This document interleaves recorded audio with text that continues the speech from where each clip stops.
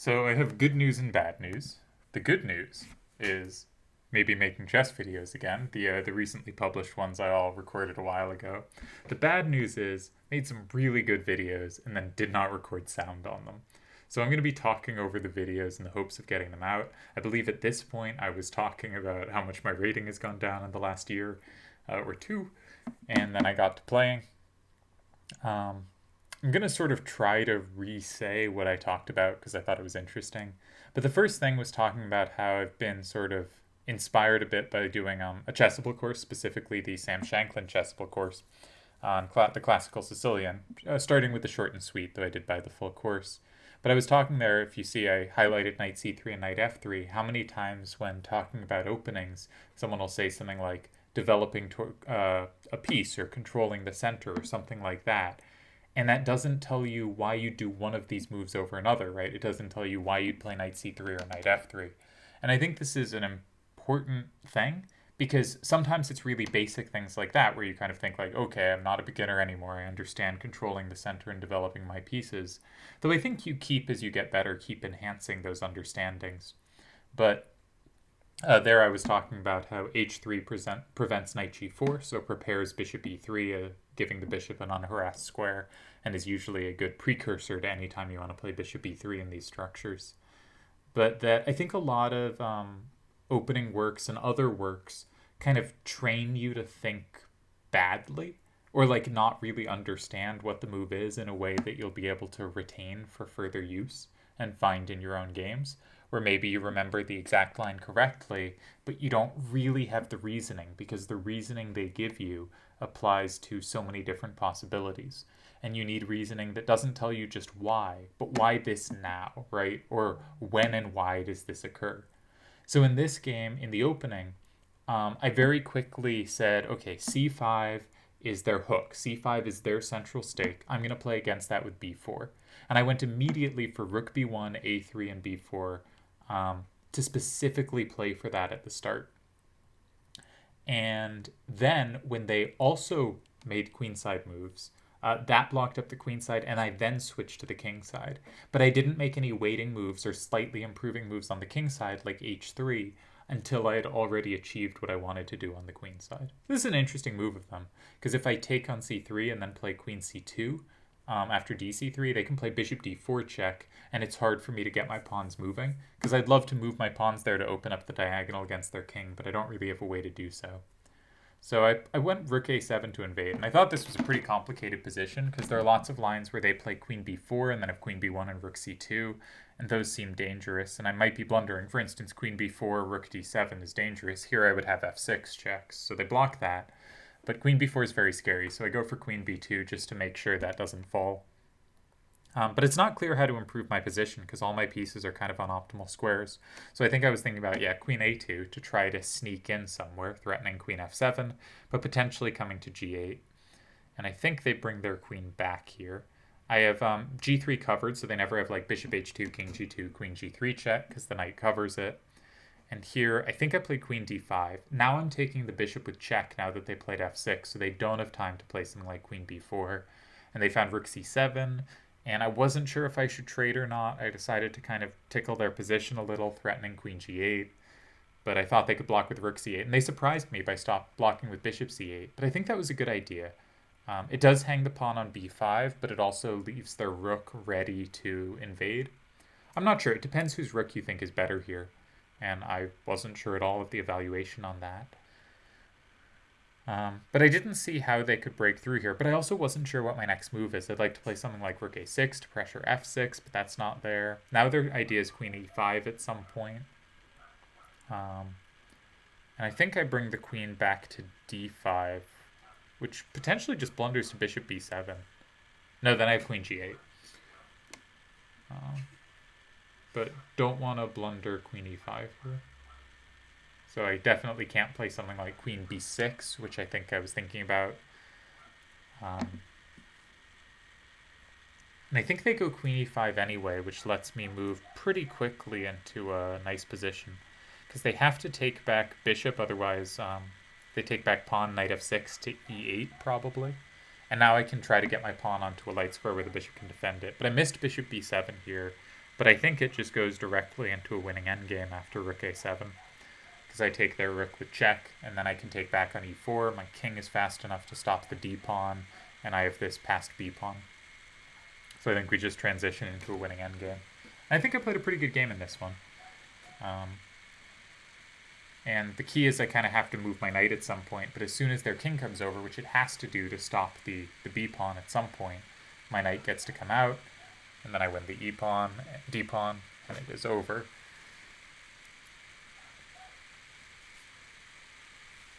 And not too much more to say here.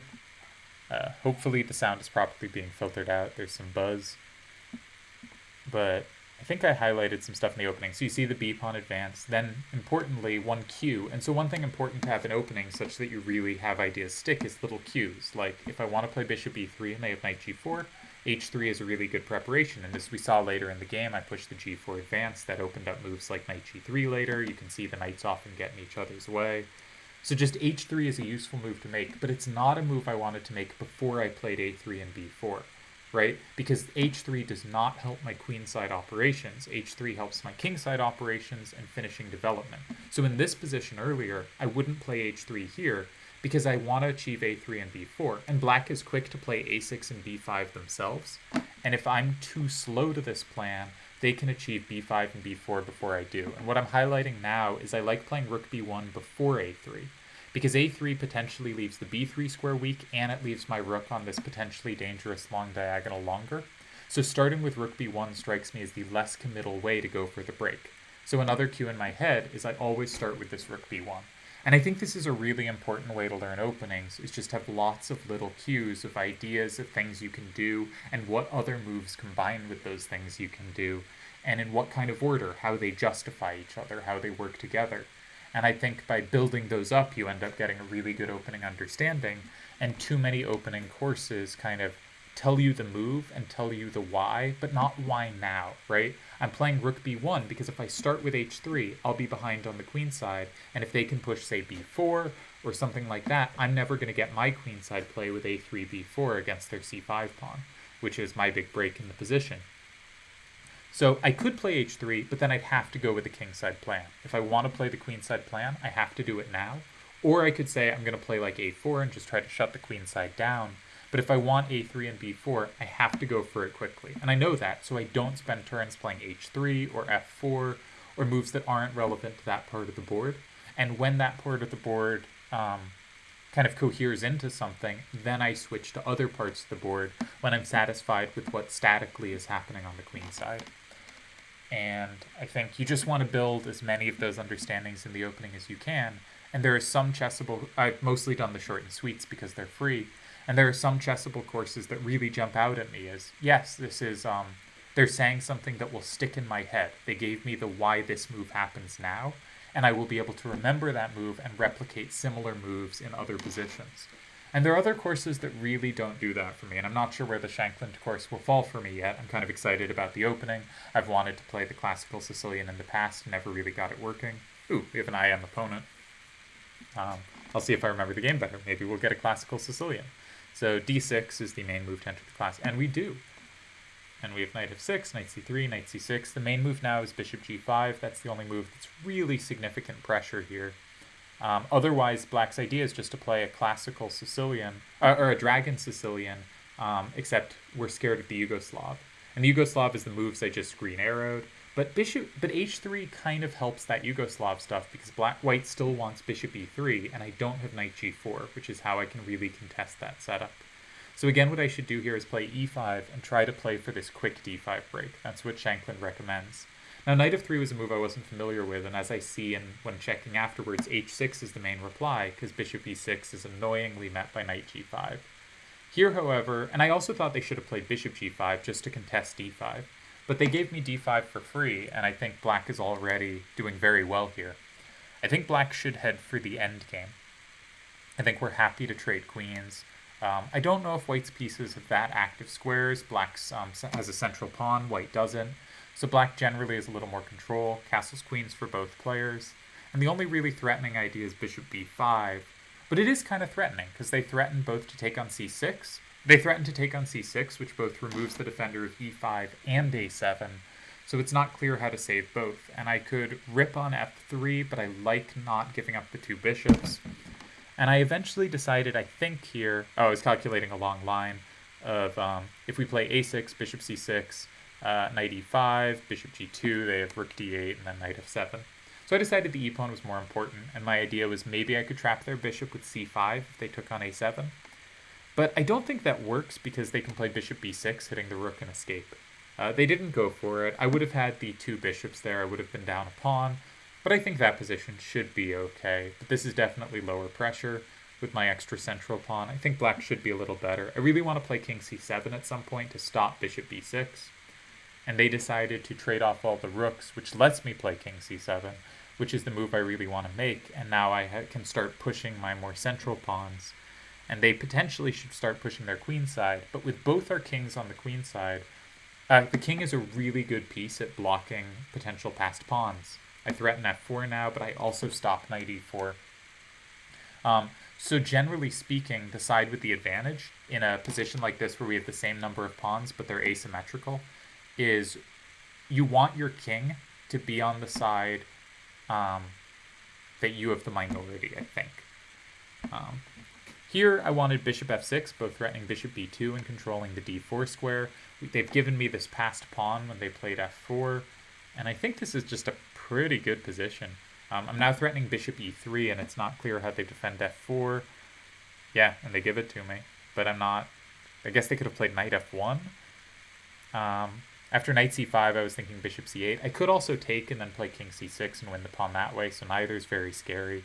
I think they took my pawn on f5, and I took back bishop just thinking it hits h3, and if I can create a passer or make them waste another turn, I'll take back that way.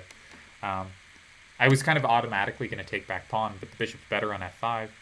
And they give me the h3 pawn, and my bishop stops their king approaching my other pawn, so I thought I could hold on to it for a little.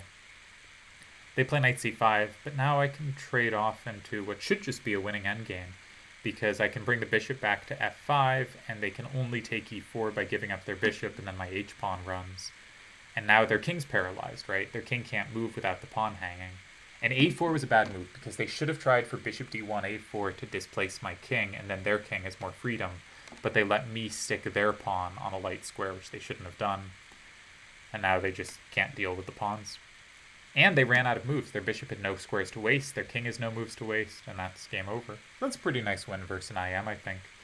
And something that's, I think, been going well when I play better is I've been trying to play logically. Just to kind of focus on the logic of the game and the logic of the position. And sometimes talking about moves helps me explain that.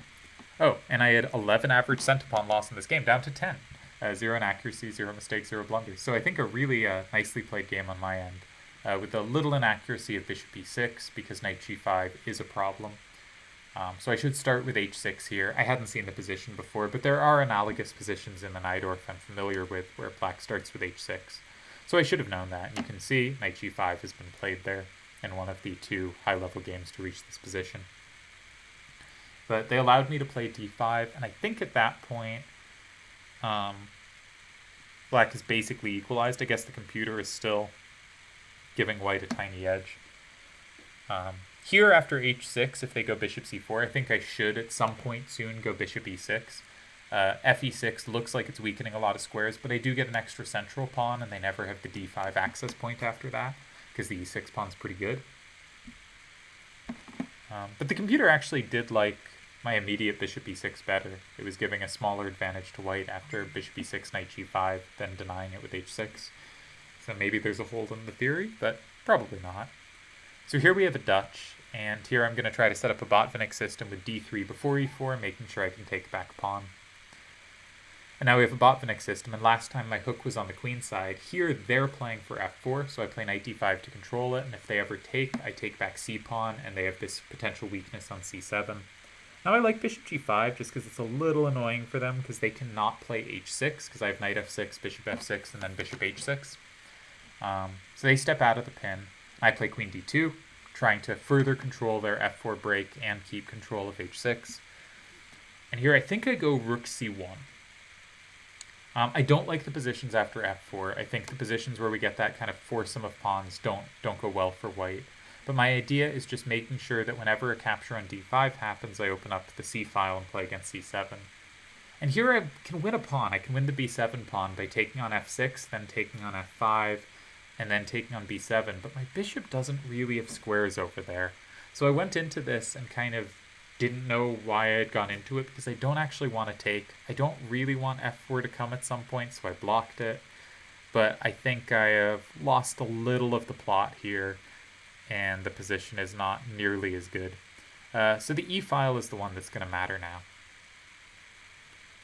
I think I take, which I'm not sure about. I should play b5 probably, threatening bishop c6, but also now they have this queen a4 at some point, and that's going to be annoying to deal with. You'll notice my queen does not have an access point to their position, but theirs does to mine. So I think allowing that was a big mistake. King g2 was a silly move on my part. But I think like strategically b takes c5 was a pretty big mistake. I was trying to get rid of a pawn that might be stuck on a light square, but I don't think that did much.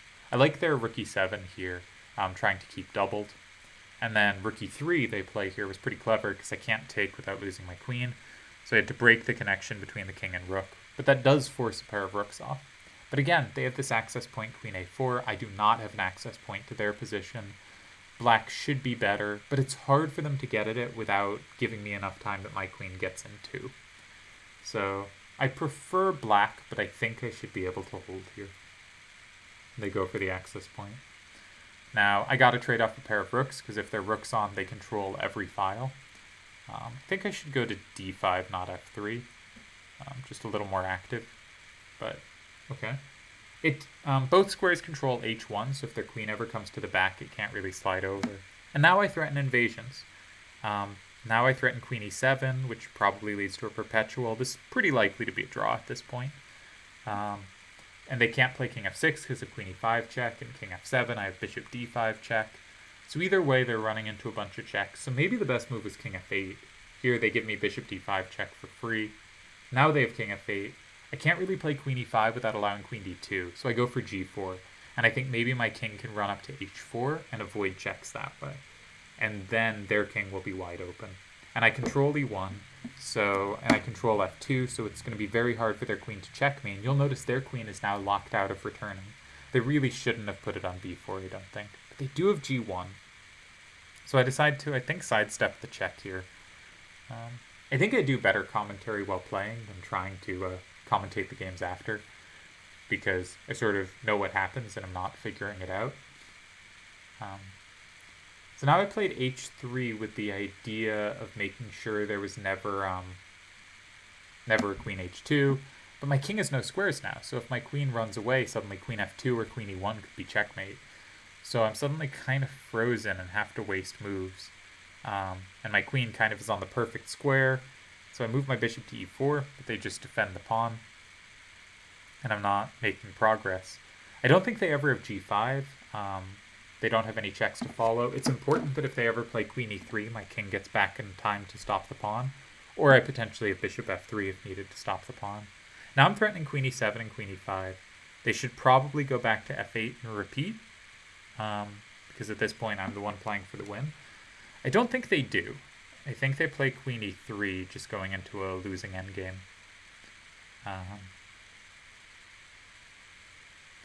But I think they should play king f8. And I can't play like queen e5 or something, which would be very strong, except they have queen f2 checkmate. Yeah, so they go for the endgame, and now this is just a win, and I gotta speed up. So I can just pick up the pawn. I thought I have g5 with check, so I can get all my pawns on dark squares, and then I don't have to worry about anything. So h4, keep the pawn. Don't pre-move king e3, because they might play e2 check. I decided to take, and then I still can't pre-move taking the e3 pawn. I gotta move faster here, because king d6 is a possible move on their part. So then I'd play bishop c6, so they shouldn't do that. My idea was just I want to play bishop c4, try to trade the bishops. They, of course, avoid it. And I play d4. I'm just going to try to create a passed pawn over on the king side. They're playing bishop d3 at some point. And the f5 advance will prove strong. Now I win the g6 pawn. They get a2, so I don't give it to them. Also, you'll notice their king has no entry points. And I'm going to start trying to march my pawns up. trying to play king e5 at some point. As soon as they give me access, I'll move my king forward. And here I start not making progress and still being too slow. Gotta move faster.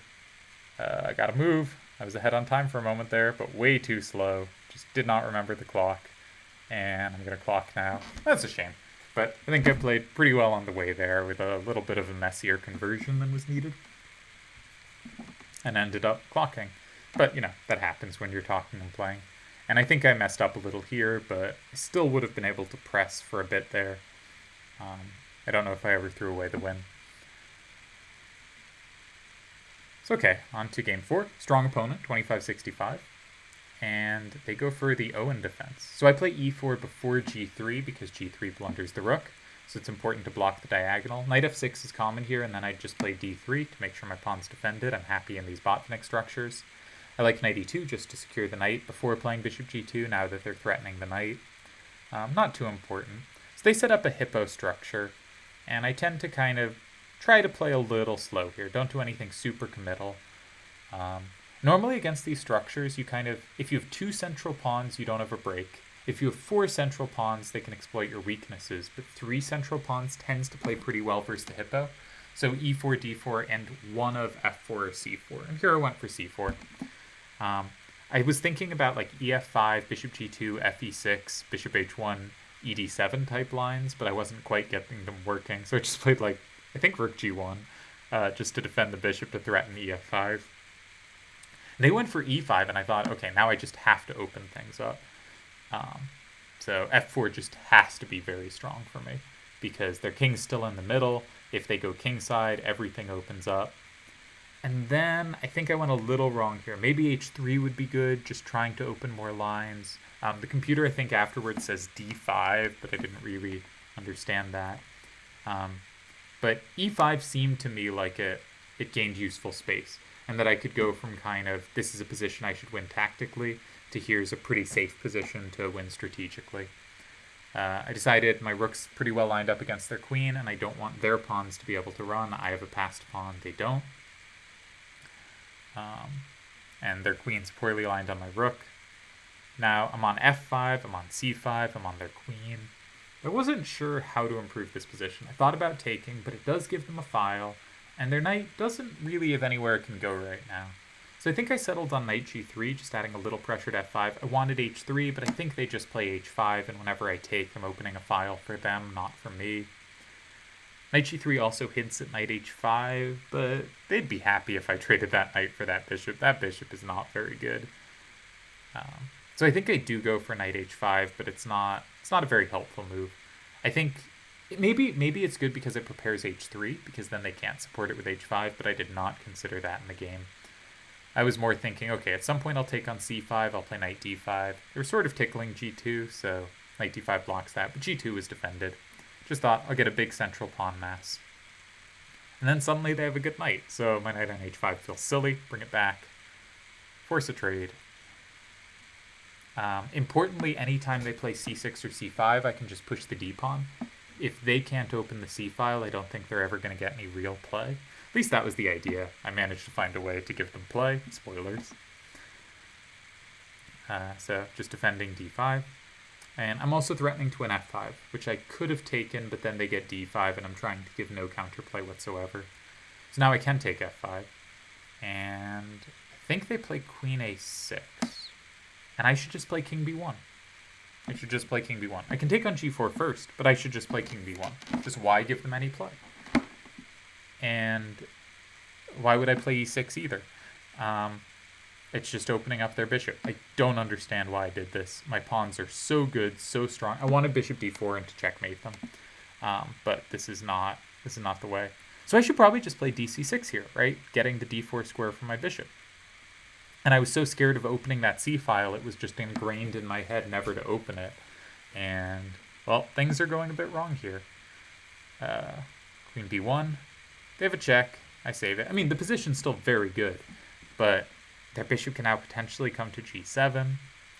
I went for, I think, f5, trying to play f6 to block it, and if they played bishop g7, I was thinking about going f6, bishop h6, and just eventually try to use the h-file. and I figured that must work. I'm not mated immediately. But those positions are all scary because they have like queen a1, queen b1. I guess they don't have bishop b2 check there because I can just take with the rook. But I can't take with the queen there because it'd be pinned. So I don't know. I went from this position that seemed like it was completely safe and under control to I don't like this. And I'm kind of relieved the next few moves happened because I think they... I mean, obviously white's winning, but it's just so much messier than it should be.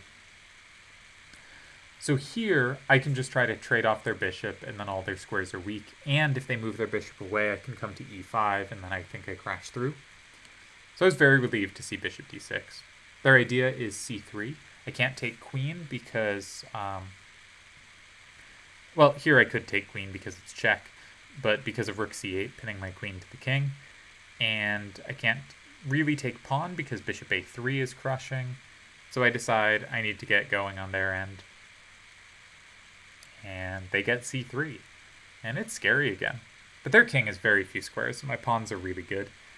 So if they go to the h-file, it's mate with the rook, so they have to go the other way. And then I have check and mate. So it all worked out, but man, did I make that harder than it had to be. So a good win, and should be 4 out of 4 at this point, though only 3 out of 4. Lost the thread somewhere in here. I thought e5 was my bad move.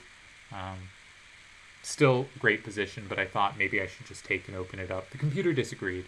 The computer thought I should play d5 or something like knight g3, and I like knight g3, just keeping all the tension and not giving black an easy way to close the position. Because so much of like hippo planning when you have those pawns on e6 and d6 is whenever white plays e5, you play d5. Whenever white plays d5, you play e5. And that's why having that third central pawn is so important when fighting the hippo, is because when they try to advance past, you have another pawn ready to fight that immediately to discourage it. So it's harder for them to close down the center when you break through. h3 also would have been a good move, but I think if I had this position again, I'd play knight g3. Because I don't fully understand why d5 is stronger. But a good win.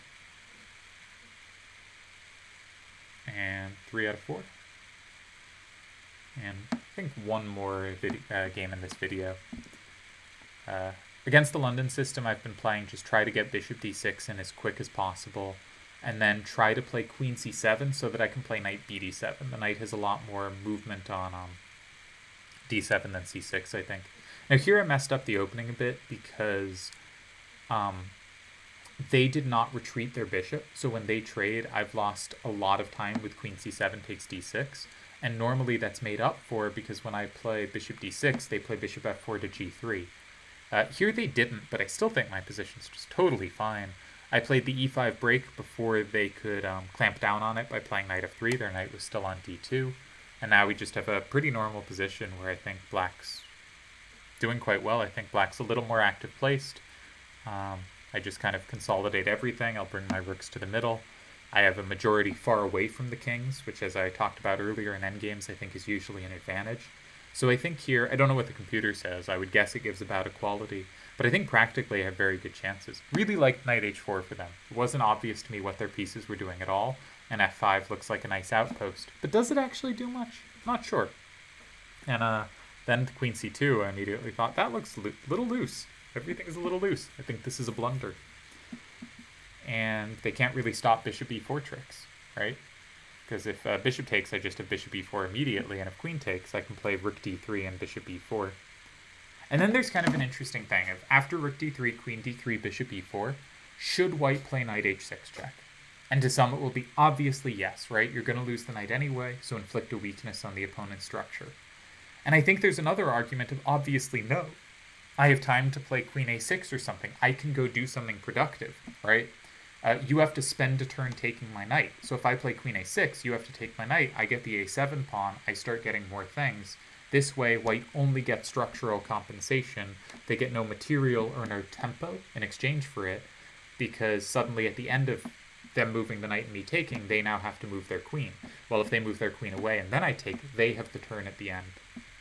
I liked my decision here. I think my bishop belongs on e6, kind of just solidly at the core of my base. And bishop d5 walks into pins, so bishop f5, even though it gives up tempo, I think is the best way to get to the square I want. So totally fine to lose this tempo because it's where I think the bishop belongs. And now I have to figure out a way to get my knight active, and I gave them time that really does cut off my knight from being active.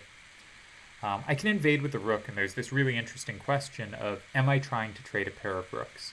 And my thought process here was, I know with a rook versus two minor pieces, the rook really needs open lines and passed pawns it can play with. And if everything's kind of static, the two pieces can coordinate to overpower the rook. But if things aren't static, if there's a moving pawn, the two pieces can have trouble covering all the stuff the rook has. And that made me think, given that there are no passed pawns here and there aren't really open lines, I thought the two pieces would play well against the rook, but I do not know if that was the right idea.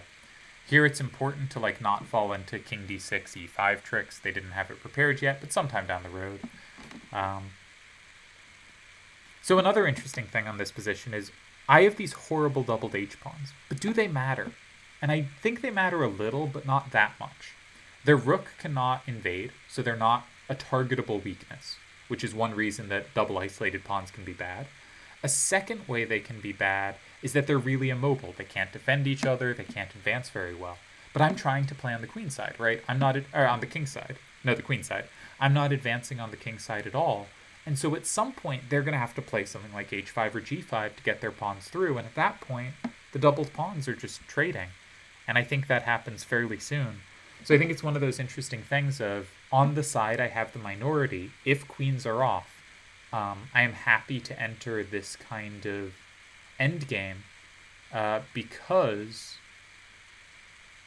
those pawns aren't a weakness here, right? These pawns are fine here. The doubled pawns on the queen side would be a disaster because then they wouldn't be mobile. I think my opponent does a nice job activating their rook here, but it is not enough. I make sure to give my king a square where it can run up. I want to play king f4 next. I decide running my pawns first is more useful. But maybe I should play king f4 first, because maybe they could play king e3, just blocking king f4 before taking on a5. Not sure. Probably doesn't matter. And now my pawns are very strong. I have passers on both sides of the board. Again, I want bishop c4 check, but obviously don't have it. Knight c4, they just take the pawn. It doesn't do anything. They don't have to fall for the obvious trick. And the pawns are too good. So almost went 5 out of 5 this video, and really should have by all rights. It's going to be mate in a few. I guess queen e1, king d3, and is there mate in 1? Yeah, queen e2. No, they can just take that. Probably somewhere.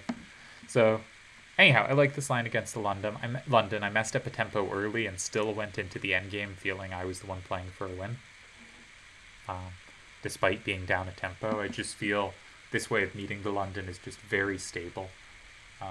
They really don't have their natural fun. They achieved knight e5, which white often plays for, but it didn't really do anything. Their bishop didn't get going. There are enough pieces traded off early that none of white's kind of standard attacking motifs work.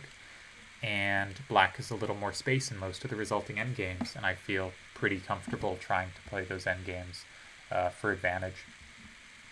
So I think the video is ending in a moment, but these were the best games I think I had played in a while, the best set of games, and I'm pretty pleased with them. And it's a shame I lost the audio.